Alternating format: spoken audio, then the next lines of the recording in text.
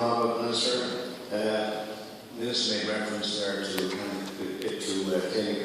Cancer Clinical Research Trust. The director of that institution here this morning, Professor John Brown, and John will say two questions.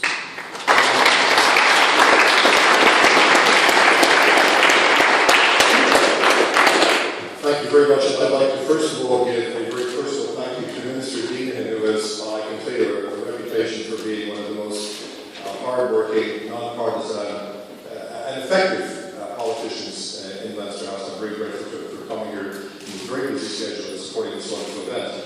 It's just reflecting, it's very hard to get into a room like this, a place like this, and not feel a little sense of history, I guess. And we're just reflecting on some of the extraordinary gestures of reconciliation that have been seen over the last several weeks, certainly Anglo-Irish relationships. And in truth, we should acknowledge our more ancient argument with the Danish people that there was a partly resolved at the bottom of the Clontarf.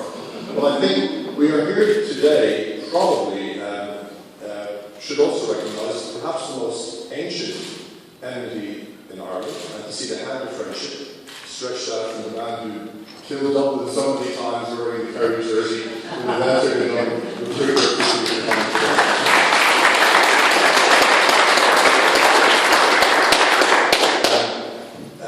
some very powerful people have been in this room, and I think none probably have been more powerful in their advocacy for cancer research than Alison, the former ably supported by her wonderful husband, Tom, and family. And I'd just like to, she just needs a round of applause all around for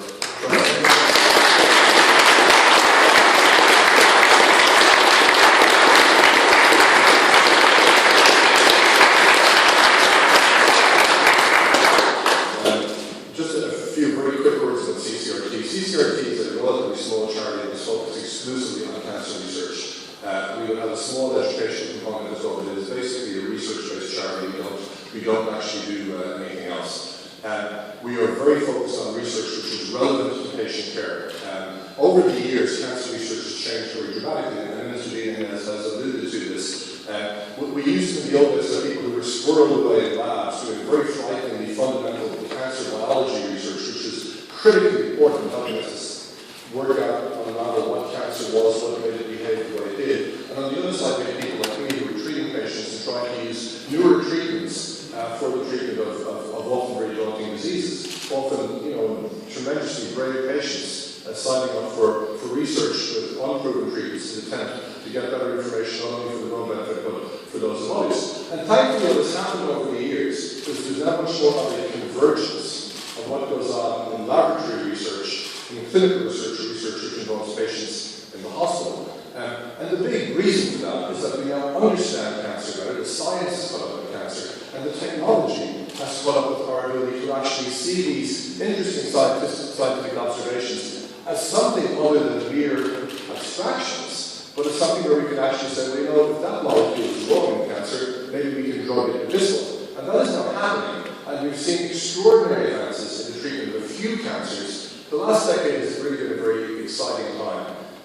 We have been very involved in one of these projects with a drug called trastuzumab receptor, mainly because of our close collaboration facilitated by CCRT research and Professor Dennis Lane at the University of California, Los Angeles. And as a result of that collaboration, we were able to influence the design of international clinical trials for the treatment of this disease. But more importantly, some of our other activities. I also had the honour of getting the opportunity to found the Irish Clinical Oncology, Irish Cooperative Oncology Research Group, as it's now called, about 14 years ago.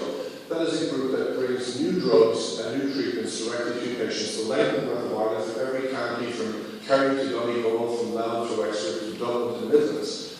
And 7,000 Irish patients, disproportionately Irish women with breast cancer, over the last 12 years have now had access to new cancer research treatments as a result of the efforts of a wonderful organisation led by Dr. Brian Boru. But increasingly, lab research, such as we do with CCRT, is feeding in those clinical trials. And many of our actual ideas from the lab have already worked their way into clinical studies for patients. And over the last several years, for very obvious reasons, I was a little nervous about doing any expansion in CCRT activities because with the economy the way it is, we had people working for us. We needed to know that there was sustainability of the projects.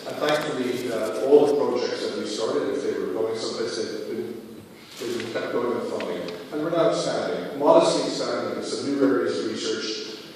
Our main laboratory focuses in Dublin City University and also University College Dublin affiliated laboratories. And we're expanding into some new areas of difficult to treat breast cancer and other cancers, and also into new areas of treatment of melanoma, skin cancer, which is unfortunately reaching tragic proportions in this country. So I think I've said enough. I just want to give a huge thank you to all of you for coming here today, to your excellencies, to the nuncio, to Lord Quinn, to all of the other folks who have come here today and rolled up their sleeves and helped Alison make a vision that she came to me with some time ago, and I thought, well, if you pull that one off, you're even more impressive than I thought you were. Really impressive. So just to say a big thank you to all of you, and keep up the good work.